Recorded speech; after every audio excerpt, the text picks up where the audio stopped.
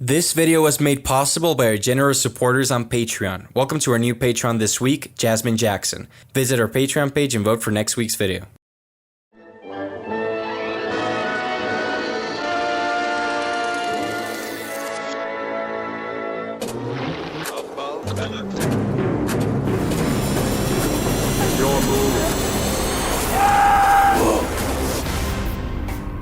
Trailers have been around forever. It isn't uncommon for blockbuster movies today to get a couple of teaser trailers, an official theatrical trailer, 20 to 30 TV spots, a Comic-Con reel, a few behind-the-scenes featurettes, and you can even watch the first 10 minutes of several movies before they come out. There are even trailers for trailers. We live in the age of the trailer, but how many of them are actually memorable? The answer is actually very few, and today we want to explore how trailers have changed with time, what makes a good one, and how we would fix the problem with trailers.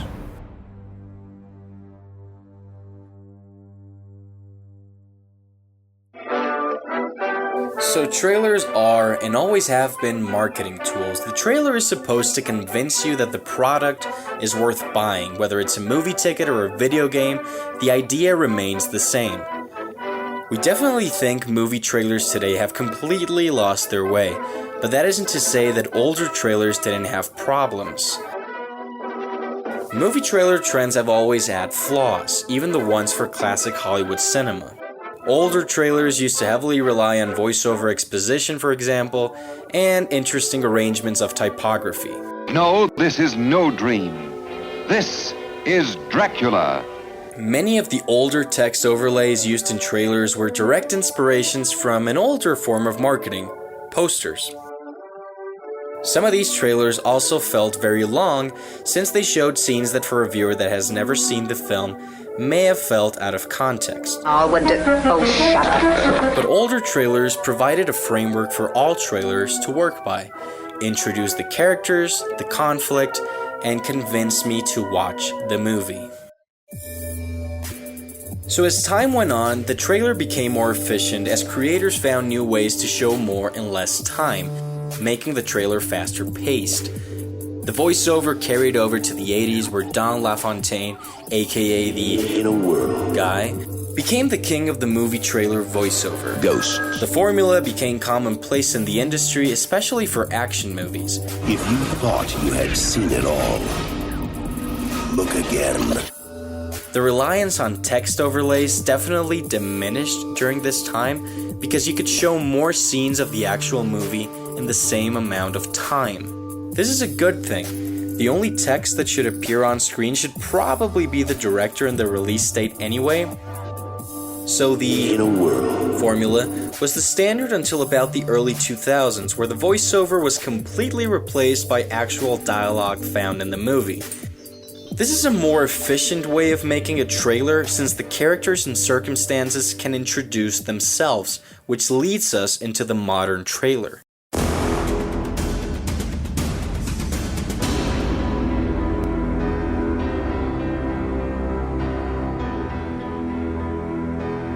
There's a storm coming. It's no secret that there is a modern formula for trailer making these days, but more than ever, there are different formulas for different genres, each one with its own structure. There's the blockbuster trailer with the establishing skyline shots and the inception.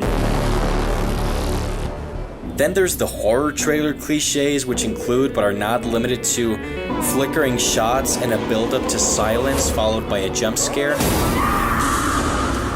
Some movie trailers like to emphasize the contrast between a normal and a dramatic situation by drastically changing the tone. Others use slowed down cover songs, and some like to really let you know they've won a lot of awards. Trailer cliches are many, but regardless of genre, they all share one or more of the following problems. Number 1, the formula is overused.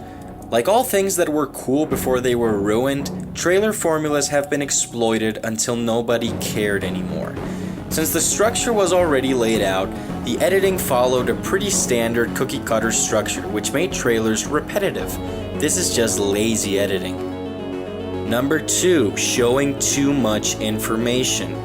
There are too many trailers that reveal the entire plot of the movie or details that would have been cool to experience for the first time in the movie theater.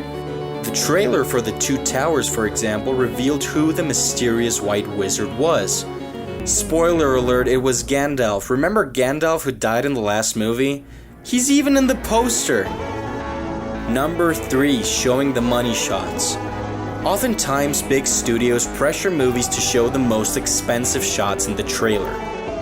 Some trailers exploit this to the extreme and fill the screen time with expensive shots that without a story are just filler.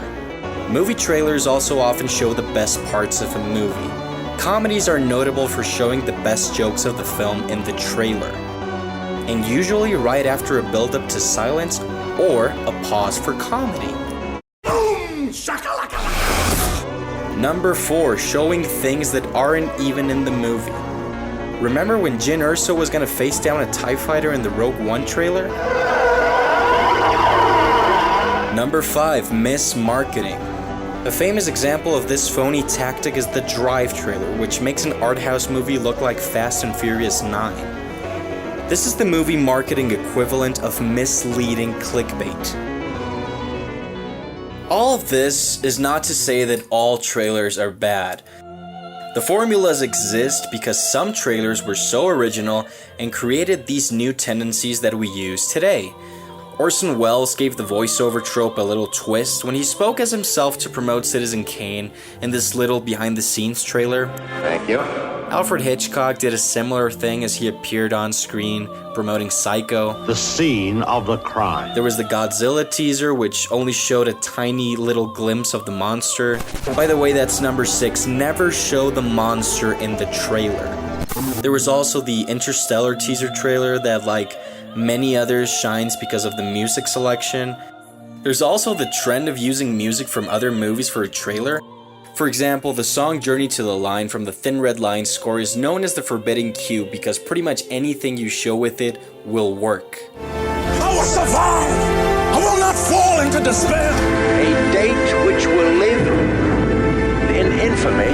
My father believed if the world found out who I really was. I don't want your suffering! I don't want your future! Guaranteed. The standard industry length for theatrical trailers is currently 2.5 minutes.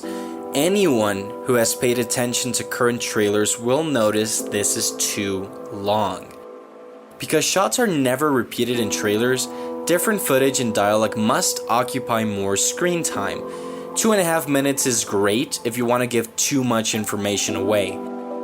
Teasers, on the other hand, are short, sweet, and rarely spoil any important plot details. A good overall solution to the trailer situation would be to limit them to one single teaser before release. This would give away enough information to provoke interest in the viewer, but not more to give away unnecessary particulars. Trailers can be a beautiful tool if done right, but all too often they're treated as just another part of a process and frequently draw from the exact same formula. But trailers can be a good way to introduce the main characters and conflict of a movie by, for example, showcasing a single scene that doesn't reveal unnecessary information. They can also be guided by powerful music that evokes emotion and leaves the viewer excited. It's important to remember where cliches come from. Don LaFontaine's voice and overly dramatic cover songs were original ideas at some point. Trailers can still be original, and you never know when a new idea may become the norm. The only question is, which movie will be the one to release it to the world?